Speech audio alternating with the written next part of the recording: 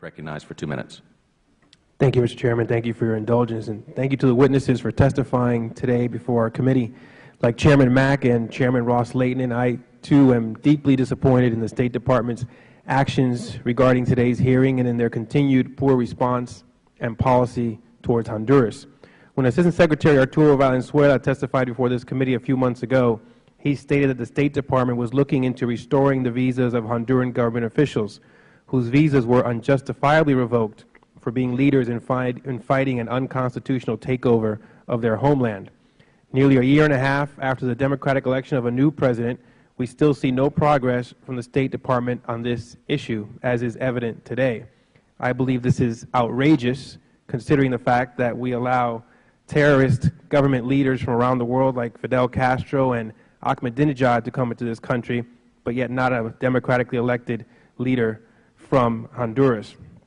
In addition, the suspension of assistance to Honduras throughout the last 2 years has been detrimental to the well-being of the democratic Honduran government and people, especially with the growing threat of drug cartels throughout Central America. Since the expulsion of Manuel Zelaya and the democratic presidential election which followed, the Obama administration's policy towards Honduras has focused more on appeasing the region's leftist leaders. This was evident with the administration's continued lobbying for the return of Zelaya to Honduras, an action which Hugo Chavez and Daniel Ortega had long been advocating. I cannot help but ask myself if this administration understands what is going on in Honduras and the challenges facing this ally nation, especially after the Honduran Constitution, courts, and people helped solidify democracy.